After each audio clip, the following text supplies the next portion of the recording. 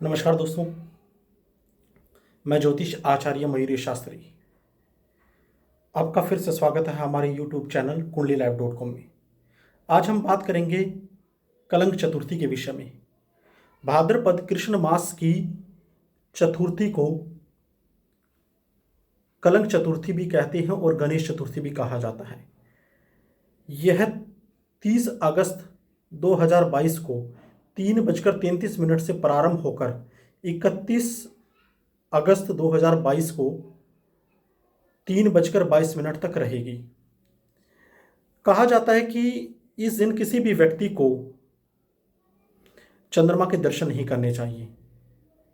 चंद्रमा के दर्शन करने से उस व्यक्ति को कलंकित होना पड़ता है, उस पर बेवजह आरोप लगते हैं।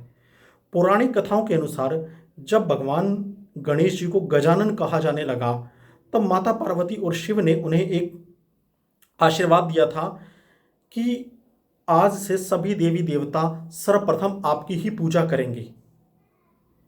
तो सभी देवी देवता उनकी आराधना करने लगे, लेकिन उसी समय चंद्रमा मंद मंद मुस्कुरा रहे थे। यह देखकर गणेश जी को लगा कि चंद्रमा उनका उपहास उड़ा रहे हैं। उन्होंने चंद्रमा को उसी समय श्राप दिया कि आपको अपनी सुंदरता का बड़ा ही अभिमान है, आज से आप कलंकित हो जाओगे।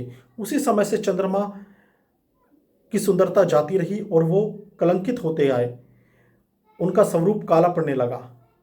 लेकिन जब कुछ समय के पश्चात चंद्रमा को अपनी गलती का एहसास हुआ, तो उन्होंने सभी देवी देवताओं को एकत्रित किया और भगवान गणेश की शरण में जाकर उनसे प्रार्थना की कि मुझे इस अपराध के लिए क्षमा करें।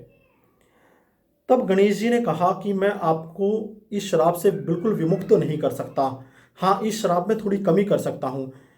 आपने चतुर्थी के दिन मेरा उपहास उड़ाया था, इसीलिए चतुर्थी के दिन जो भी व्यक्ति आपके दर्शन करेगा उसको कलंकित होने का दोष लगेगा। और कहा जाता है कि भगवान कृष्ण जी ने भी एक बार चंद्रमा के दर्शन किए थे चतुर्थी के दिन, तो उन्हें भी एक बार किसी दोष की वजह से कलंकित होना पड़ा था।